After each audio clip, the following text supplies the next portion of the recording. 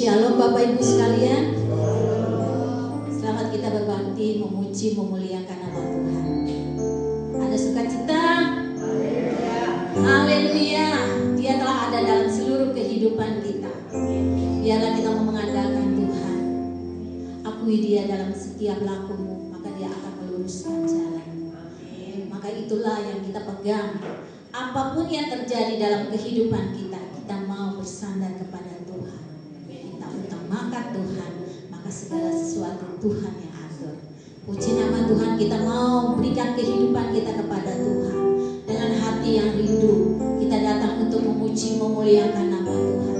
Kita mau persembahkan yang terbaik buat Tuhan. Karena apa yang Tuhan berikan terlalu baik dalam seluruh kehidupan kita.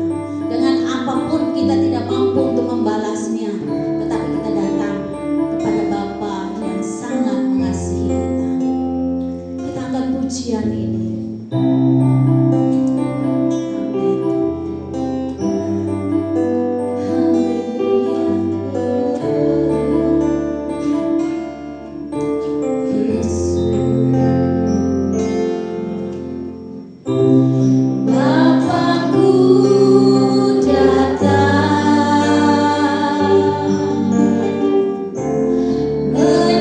Menyembahmu di sini.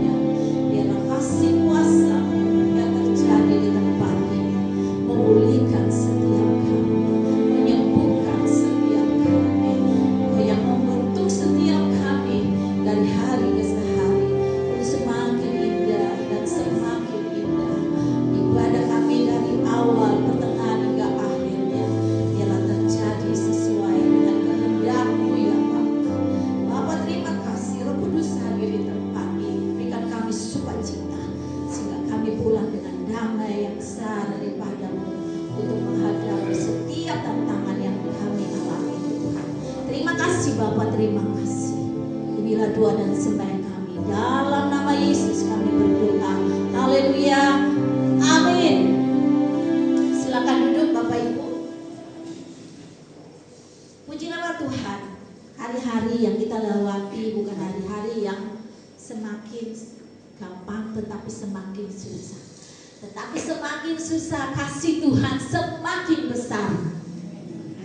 Jadi dia tidak pernah meninggalkan kita. Yang penting kita tetap mengandalkan Tuhan. Kita mau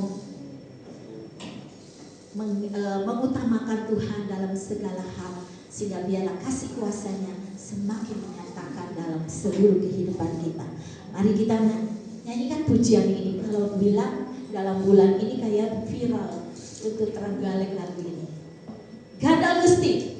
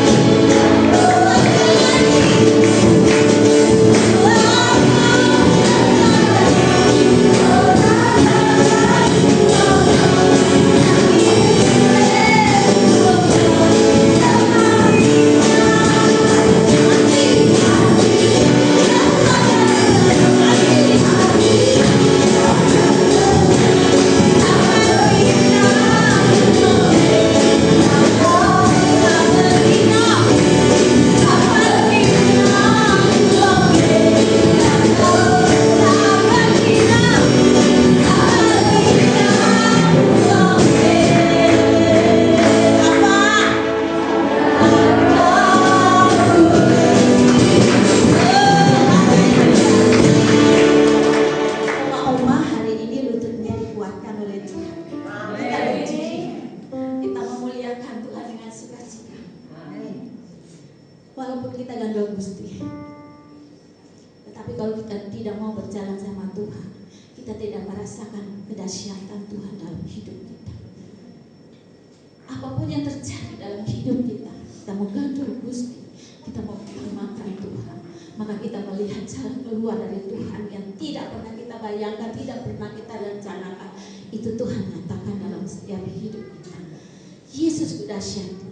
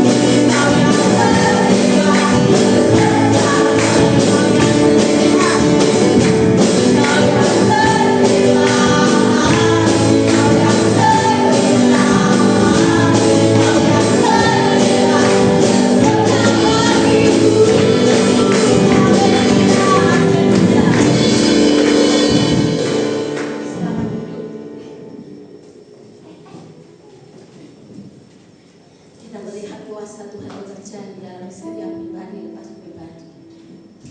Apa yang tidak kita pikirkan itu Tuhan telah atur dan Tuhan sediakan bagi setiap kita. Ambil dengan iman. Walau kadang kita merasa tidak ada orang yang peduli sama kita, tapi ada Tuhan yang ada di dalam seluruh kehidupan. Dia sangat mengenal kita pribadi lepas pribadi.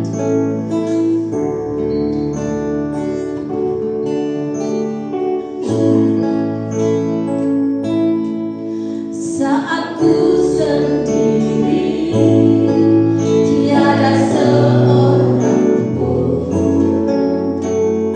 yang memperhatikanku seperti Tuhan. Saat ku berjalan dalam lembah gelap, ku percaya Kau selalu sertaku.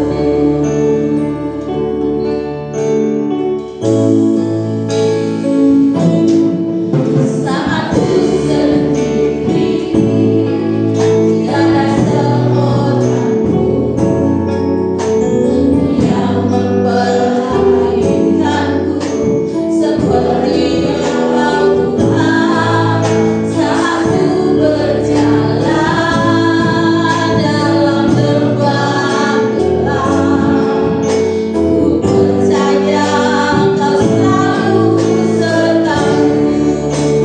Tanganmu yang memelukku selalu menuntunku.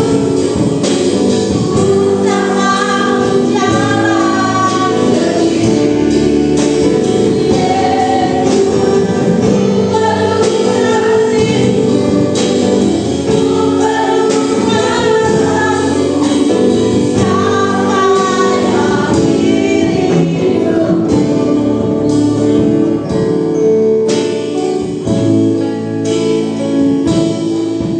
Saat ku sendiri, tiada seorang pun yang memperhatikanku seperti Engkau Tuhan. Saat ku berjalan dalam lembah gelap, ku percaya Kau selalu sertaku. Tanganmu yang memelukku selalu menuntunku. Ku tak mau jalan sendiri. Yesus, ku perlu kasih-Mu, ku perlu kuasa-Mu Semangat saja sendiri yang akan pujian tanpa Tuhan.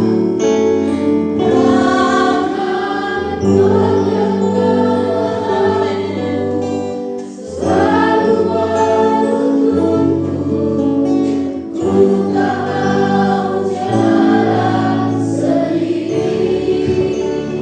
Yesus, ku perlu kasih-Mu, ku perlu kuasa-Mu Tuhan, kuasa-Mu sampai akhir. Oh, haleluya, tanganku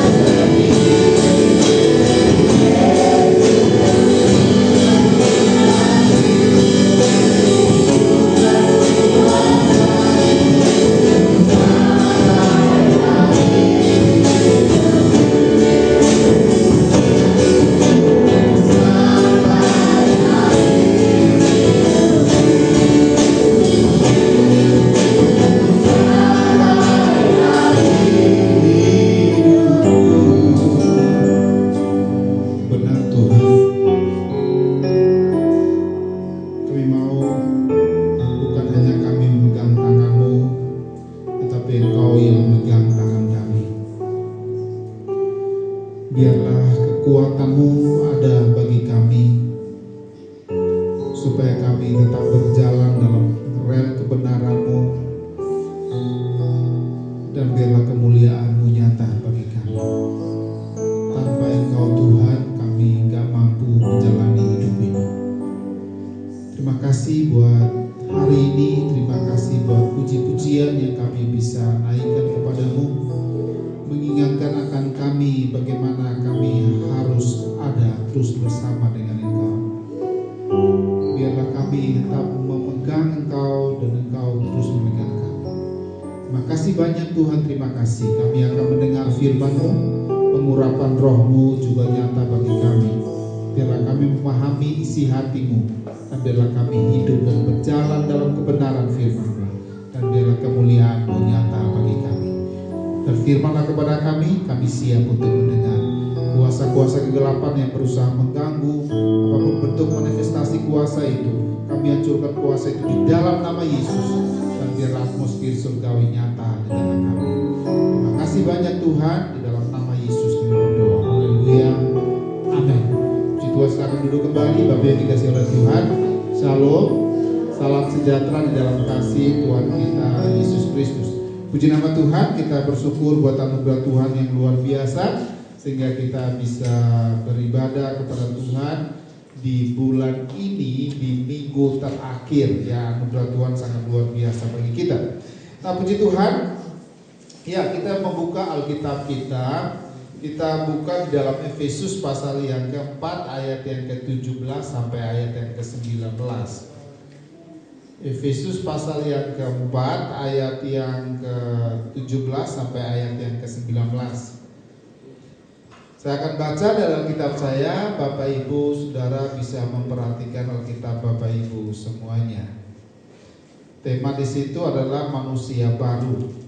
Tapi hari ini kita akan melihatnya dengan tema orang yang tidak mengenal Allah, ya. Kita lihat ayat yang ke-17 sampai ayat yang ke-19. Demikian bunyi firman Tuhan. Sebab itu kukatakan dan kutegaskan ini kepadamu di dalam Tuhan. Jangan hidup lagi sama seperti orang-orang yang tidak mengenal Allah, dengan pikirannya yang sia-sia dan pengertiannya yang gelap, jauh dari hidup persekutuan dengan Allah karena kebodohan yang ada di dalam mereka dan karena kedegilan hati mereka. Perasaan mereka telah tumpul sehingga mereka menyerahkan diri kepada hawa nafsu dan mengerjakan dengan serakah segala macam kecemaran. Amin. Nah, Bapak Ibu Saudara dikasihi oleh Tuhan, setelah Rasul Paulus itu memberikan nasihat kepada jemaat bagaimana mereka supaya mereka itu hidup di dalam persekutuan, hidup untuk mempermuliakan Tuhan.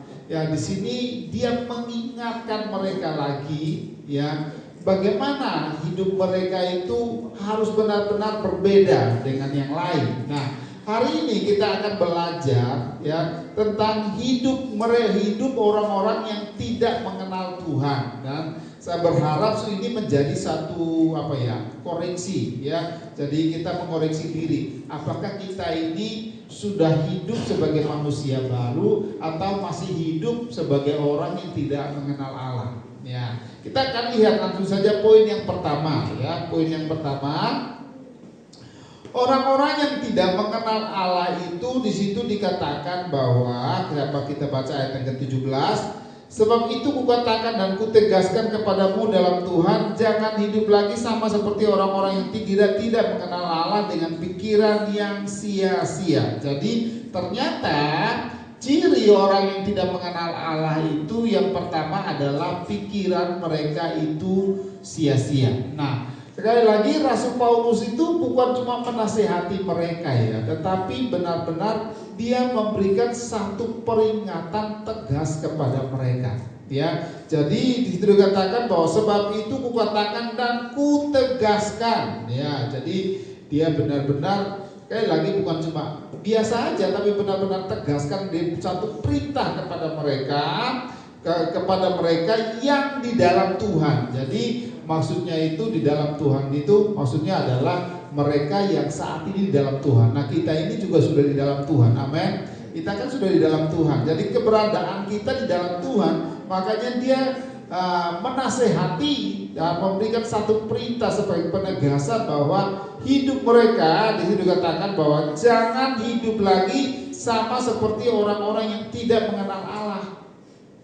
Nah, ini adalah satu hal yang perlu kita renungkan baik-baik di dalam kehidupan kita. Saudara boleh baca di situ ya.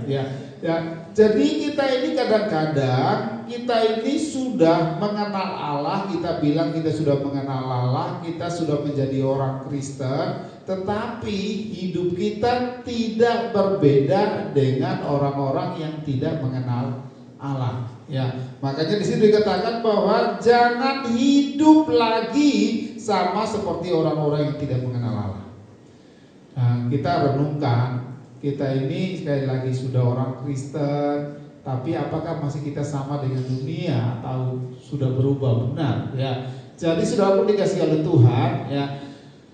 Di sini dikatakan gini, jangan seperti orang yang karena mereka telah ditebus, kita ini sudah ditebus ya. Pikiran mereka harus diubah, jangan tinggal di dalam dua alam. Nah, kadang-kadang kita ini masih kaki kita sebelah jadi Kristen, sebelah jadi bukan Kristen. Nah, itu kalau kita tinggal di dalam dua alam itu adalah bahaya terbesar dalam kehidupan kita ya. Karena sekali lagi beberapa waktu yang lalu ada satu pribadi yang mengatakan kepada saya, dan orang itu sekarang hidupnya ya udah kayak gitu. Mau dibilang dia orang Kristen, ya bukan orang Kristen. Kalau saya ngomong orang itu, saudara pasti semua kenal. Oh itu ya, makanya kayak gitu ya. Nah gitu ya.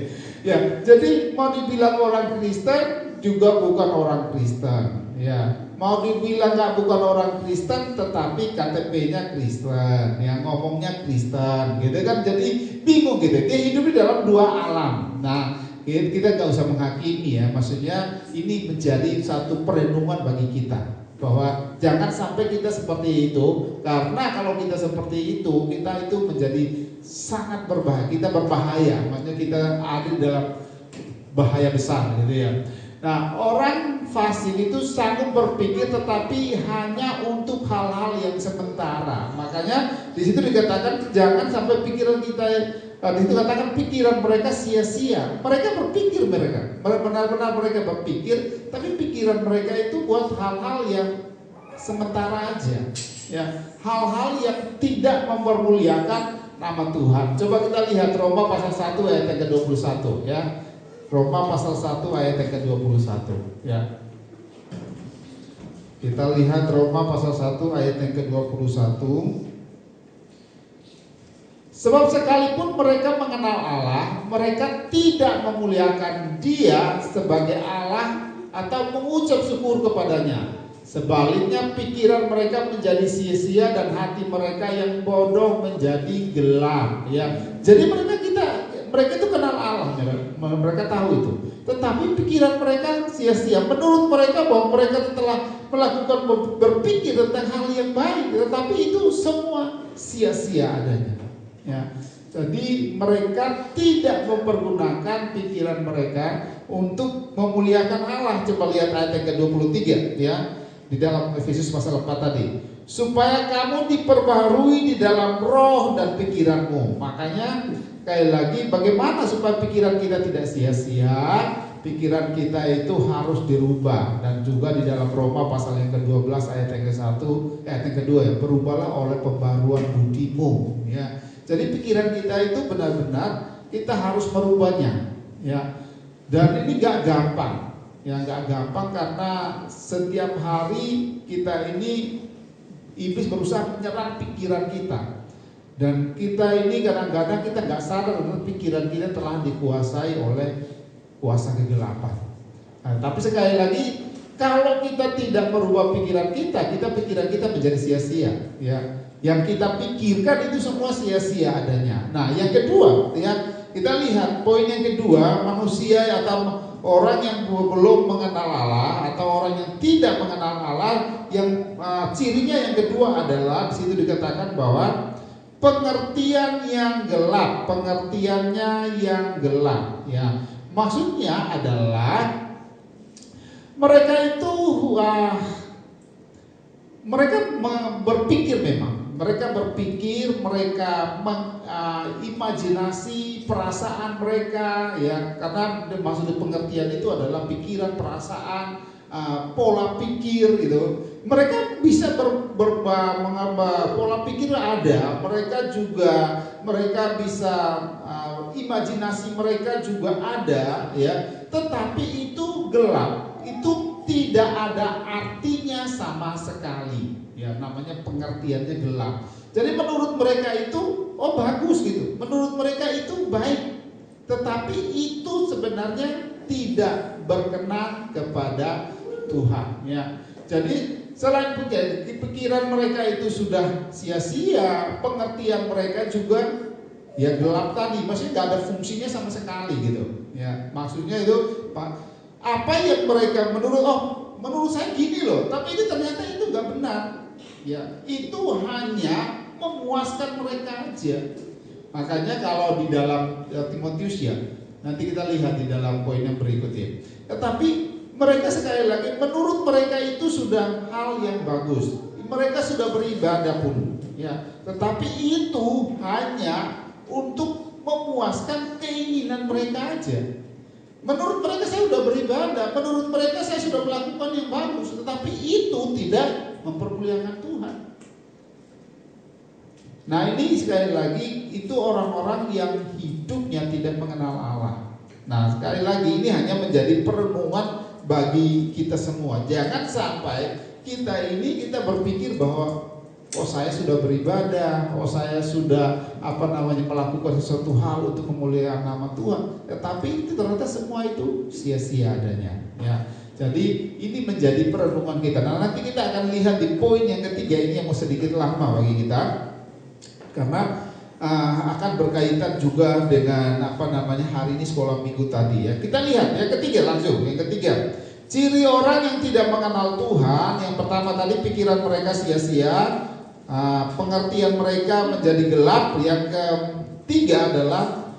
Yang ketiga di situ katakan hidup jauh dari persekutuan dengan Allah, atau ya hidup terpisah dari Allah sebenarnya, ya.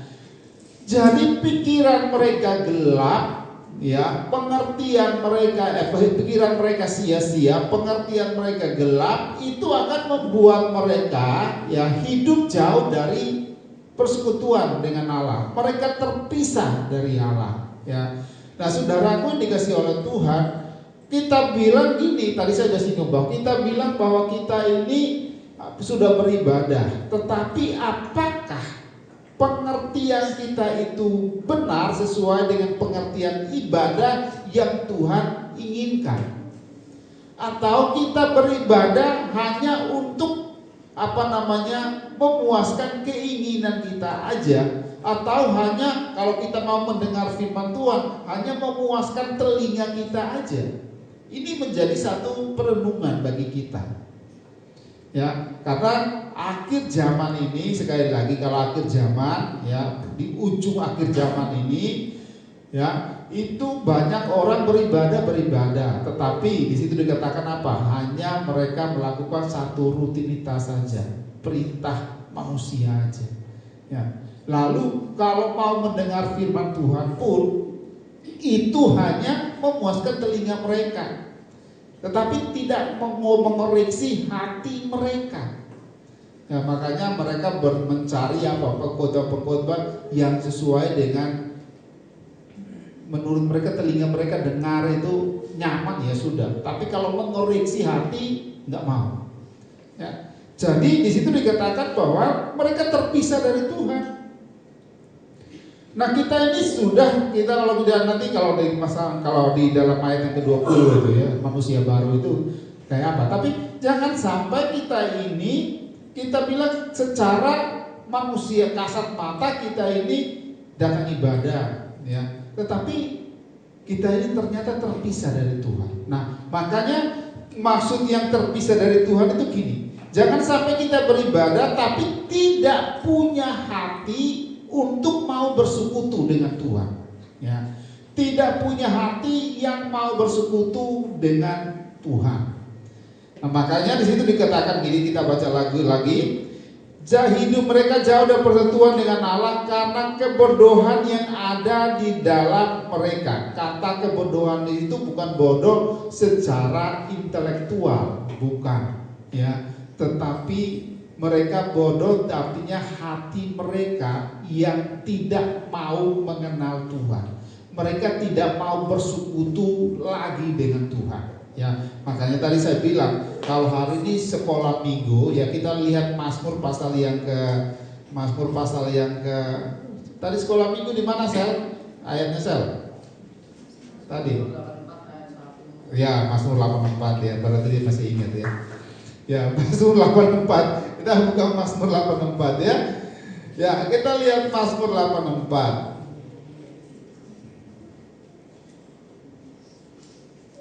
Ini segala sesuatu itu ada waktunya. Beberapa waktu yang lalu PowerPoint ini saya sudah kasih ke Aris ya, tapi gagal hari itu. Ternyata hari ini pas dengan sekolah minggu. Saya juga gak kong kali kong dengan saudari Lili bahwa hari ini firman Tuhannya akan berhubungan dengan TA sekolah minggu dah. Karena temanya saudari Lili keluar sesudah saya ya persiapkan ayat ini. Ya, kita lihat Mazmur pasal 4 ya. Pasal 84 ayat 1 ya, ayat 1 sampai ayat yang keempat aja ya. Ya, kita lihat ayat 1, untuk pemimpin menurut lagu Gidit Mazmur Bani Korah. Nah, ini kalau kita yang baca Alkitab kita tahu siapa itu Korah. Masih ingat Korah?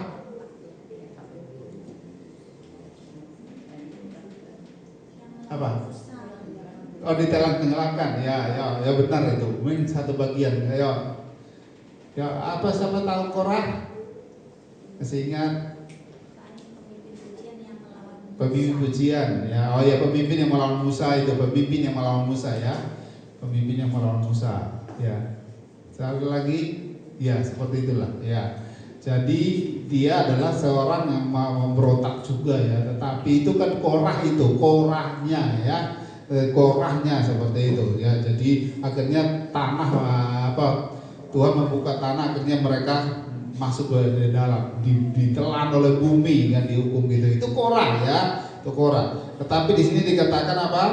Pemimpin berdua menurut lagu Bani Korah, berarti bukan Korahnya tetapi keturunan dari Korah. Jadi orang yang tidak taat kepada Tuhan tadi, anak-anaknya ternyata taat gitu loh. Maksudnya keturunannya menjadi pemuji pelayan Tuhan yang luar biasa. Jadi ya itulah. Jadi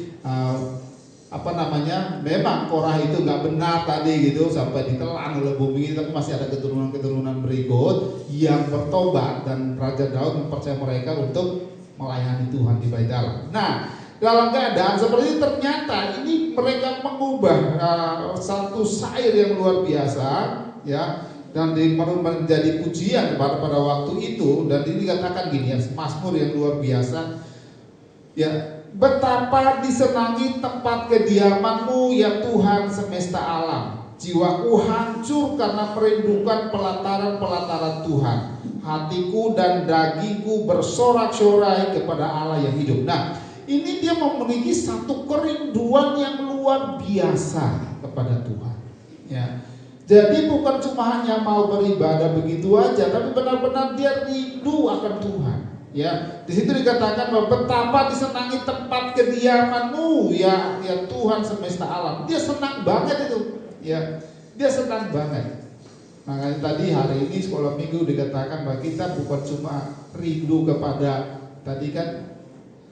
Ditanya tadi Axel kangen sama sampai Owari dan Minya gitu ya. Ya gitu ya. Kalau Pak Minya itu maksudnya mie yang dari Malang itu loh, gitu. Oh ya. Nah, kalau Rahel kangen sama apa tadi ya? Oh, apanya? Rahel kamu kangen sama apa tadi? Ya gitu ya.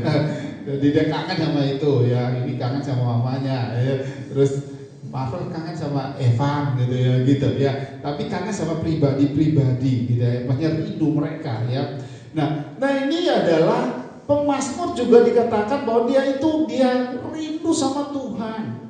Ya. Nah, kalau orang yang takut pada Tuhan, orang yang tidak takut pada Allah, tidak mengenal Allah, itu hanya mereka melakukan hal yang rutinitas. Tetapi orang yang takut sama Tuhan itu memiliki satu kerinduan yang lain, merindukan pribadi daripada Allah itu. Makanya dikatakan bahwa betapa disenangi tempat kediamanmu ya Tuhan semesta alam, jiwaku hancur merindukanmu. Wow, itu satu kerinduan yang sangat luar biasa gitu ya. Jiwaku hancur ya, sangat merindukanmu. Betapa pelataran Tuhan, hatiku dan dagingku sebenarnya bersorak-sorak itu di sini dikatakan itu hati, terjemahan yang bagus sih, hatiku dan dagingku berseru-seru. Misalnya gini loh, contoh ya, anak-anak sekolah minggu, anak-anak lah gitu ya. Kalau mereka ingin makan Axel sama Pak Feli ingin makan rocket chicken gitu, apa namanya, yang di KFC gitu ya. Itu mereka kan bisa teriak kepada mamanya, mereka teriak kepada papanya, apa rocket chicken gitu ya. Pokoknya merengek-rengek gitu loh maksudnya gitu ya. Jadi satu kerinduan yang luar biasa gitu, dan mereka teriak kepada orang tua mereka. Itu yang di situ yang dimaksud adalah mereka berseru ya. Makanya hatiku dan dagingku berseru kepada Allah yang hidup. Ya, seperti itu. Nah, kita ini bagaimana? Ya. Jangan sampai kita ini beribadah tapi kita jauh dari Tuhan. Hati kita tidak memiliki kerinduan yang sungguh kepada Tuhan. Ya. Adakah di antara kita, saya berharap kita semua ya.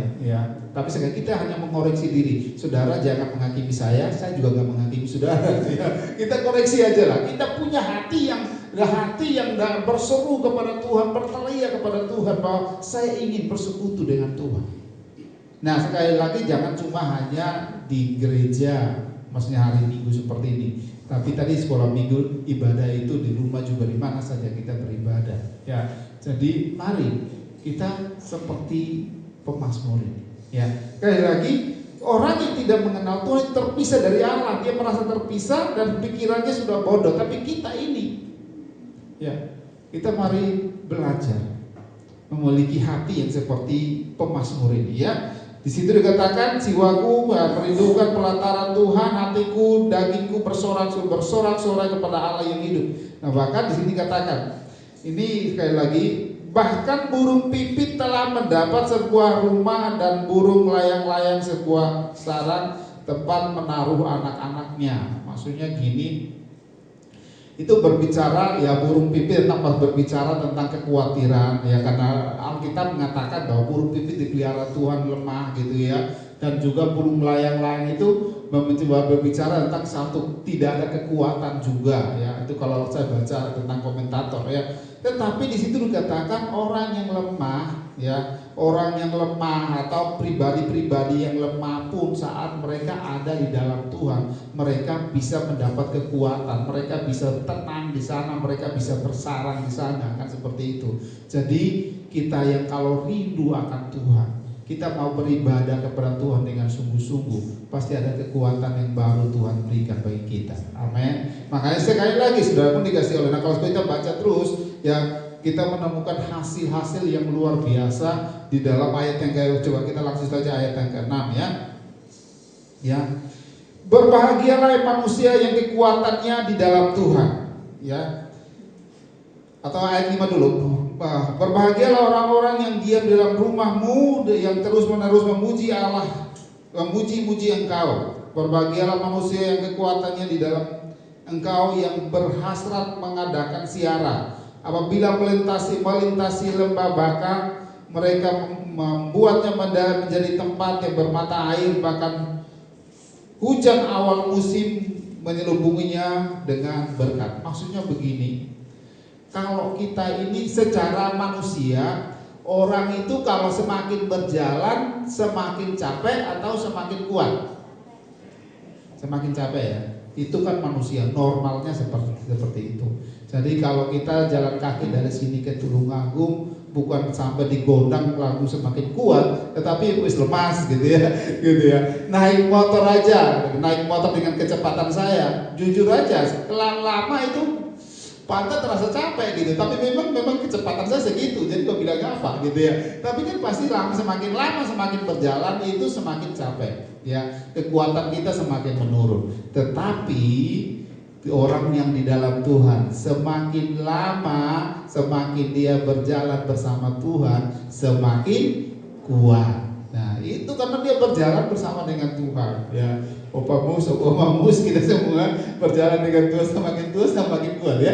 Puji Tuhan, sangat luar biasa, ya. Jadi sekali lagi saudaraku dikasih oleh Tuhan, mari kita ini memiliki hati, ya, untuk tetap bersekutu dengan Tuhan. Jangan sampai kita terpisah dari Tuhan, ya. Orang yang tidak mengenal Allah itu terpisah dari Tuhan, tetapi orang yang mengenal Allah itu dia punya hubungan yang baik dengan Tuhan. Dan saya percaya, saya berharap kita semua, ya, kita kembali dulu ke Efesus pasal yang ke 4 tadi, Efesus pasal 4, di situ dikatakan gini, dan pengertian yang gelap dan hidupnya jauh dari persekutuan dengan Allah karena kebodohan yang di dalam mereka, ya, dan karena kedegilan hati mereka. Jadi saat mereka, pikiran mereka sudah nggak benar, pengertian mereka jadi gelap, mereka terpisah dari Allah, ya, sudah mereka benar-benar semakin parah hidup mereka, ya, semakin parah hidup mereka. Makanya di situ dikatakan bahwa perasaan mereka,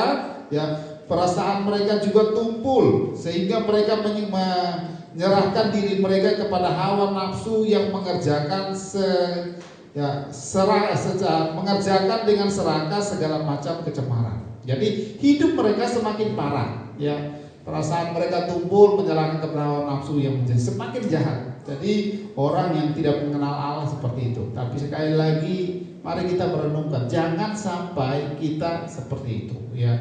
Jadi saya menemukan kalau orang itu sudah perasaannya sampai tumpul gitu, ya, pengertiannya sudah gelap, perasaannya semakin tumpul, dinasehatin kayak apapun, dikotbahin kayak apapun, itu bukan semakin baik tapi semakin parah, ya. Bahkan kalau udah dikotbahin gini, udah singgung sedikit dosanya, ya, karena perasaannya udah tumpul gitu, itu semakin parah, bahkan dimusuhin gembalanya kan gitu, memusuhin orang yang menasihatinya gitu, karena sudah kayak gitu sejauh itu, ya. Jadi Bapak Ibu Saudaraku dikasih oleh Tuhan, semakin orang itu semakin jauh dari Tuhan, semakin orang itu semakin dia tidak mengenal Tuhan, semakin juga hidupnya semakin tidak karuan di hadapan Tuhan dan di hadapan manusia, ya. Dia nggak punya lagi alarm di dalam hatinya tentang hidup yang benar, ya, nggak punya alarm lagi, karena alarm yang ada dalam diri kita itu adalah Roh Kudus dan hati nurani kan gitu, ya. Tetapi hati nurani sudah mati juga, ya. Roh Kudus sudah nggak berkarya lagi, ya. Akhirnya semua sudah berjalannya semakin parah hidupnya, ya. Dan sampai di titik tertentu seperti Firaun lah gitu, ya, Tuhan mengeraskan hatinya kan gitu, ya, sampai titik tertentu. Tetapi sekali lagi saya menyiapkan satu khotbah tentang jangan lelah melayani Tuhan, ya. Tuhan tetap masih kesempatan. Nah itu nggak tahu kapan itu bisa saya khotbahkan, tapi tema itu, ya, jadi Tuhan itu ada titik tertentu dia mengeraskan hati, tetapi masih Tuhan itu selalu memberikan kesempatan bagi kita, memberikan semangat lagi bagi kita.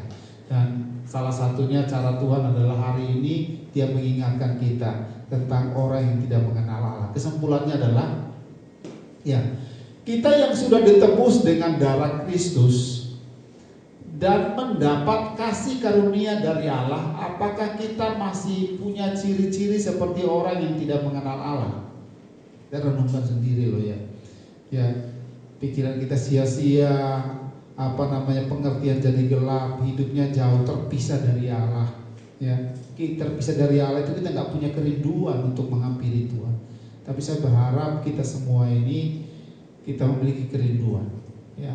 Seperti tadi di Mazmur 84 tadi, ya, kita memiliki kerinduan, rindu banget. Kalau kita nggak dapat itu berteriak-teriak gitu sama Tuhan gitu, ya, berteriak sama Tuhan. Pernah nggak kita ini doa, pernah Bapak Ibu berdoa tapi kayaknya doa kita itu nggak nembus apa sih istilahnya, plafon ini, ya. Kayaknya sampai itu turun lagi, Pernah nggak kita mengalami itu dan kita berteriak kepada Tuhan, Tuhan kenapa kok doaku kayak gini? Kenapa kok hatiku merasa kayak gini? Maksudnya semua apa yang kita pikirkan itu kayaknya nggak menembus apa di hadirat Tuhan ya. Nah itu coba kita renungkan itu ya, sesuatu yang kayaknya yang perlu kita bereskan. Nah saat-saat seperti itu kita bilang sama Tuhan, hai jiwaku pujilah Tuhan, hai jiwaku pujilah Tuhan. Itu saat-saat seperti itu, karena memang saat-saat seperti itu kita butuh Tuhan. Makanya Alkitab mengatakan bahwa saat kita tidak bisa berdoa, Roh Kudus berdoa membantu kita itu, karena saat-saat seperti itu ada dalam hidup kita. Jadi coba kita renungkan, apakah ciri-ciri orang yang tidak mengenal Tuhan itu masih ada dalam kita, walaupun kita sudah ditebus dengan darah Kristus. Ya. Yang kedua adalah mari kita sadar berbalik kepada Allah yang sanggup mengampuni dosa-dosa kita. Jadi kalau ternyata kita merenungkan dan kita pikir, ternyata hidupku gak jauh beda dengan orang-orang yang sudah percaya, belum percaya sama Tuhan. Mari kita bertobat. Dia mengampuni dosa kita ya, dan dia sanggup mengatakan bahwa engkau anakku yang luar biasa. Seperti itu ya.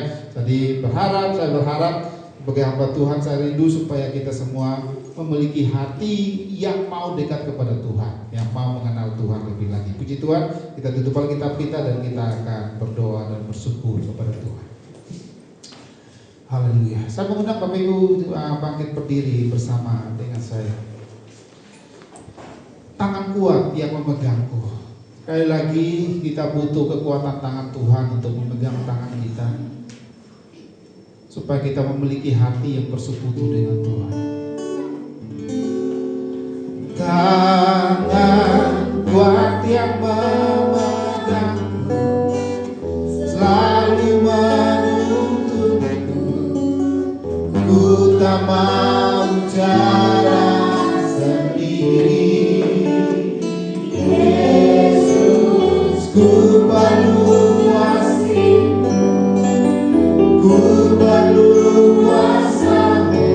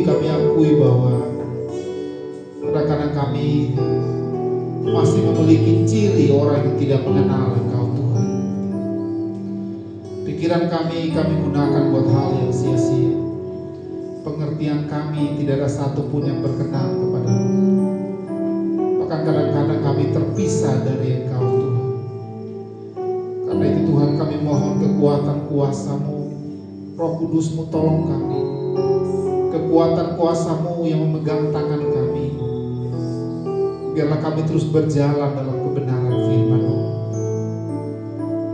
biarlah kami terus memiliki hati yang selalu bersekutu dengan Engkau. Semakin lama semakin kami kuat di dalam Engkau Tuhan. Tolong kami dalam anugerah kasih kemurahan, tolong kami dalam kuasa kasih-Mu itu Tuhan. Hamba berdoa kepada sidang jemaat-Mu, apa yang menjadi pergumulan mereka di akhir-akhir ini. Engkau Tuhan yang menolong mereka. Mari Kau pegang tangan mereka dengan kekuatan tangan kanan-Mu itu, tangan yang penuh kuasa itu. Biarlah mereka berjalan terus bersama dengan Engkau.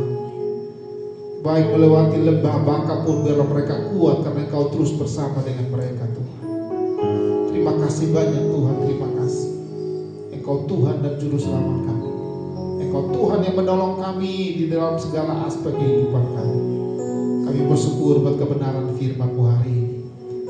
Roh Kudus-Mu bekerja terus di dalam kehidupan kami. Kemanapun kami pergi dan dimanapun kami berada, biarlah kami hidup dan berjalan dalam kebenaran firman-Mu, Tuhan. Ini seru sembahyang kami kepada-Mu, Tuhan. Dalam nama Yesus kami berdoa. Haleluya. Amin. Tuhan, silakan duduk kembali. Kami dikasih oleh Tuhan. Ya, sebelum kita menutup ibadah dalam doa, saya menyampaikan pengumuman gereja. Ibadah raya tetap dimulai pada hari Minggu jam 10 pagi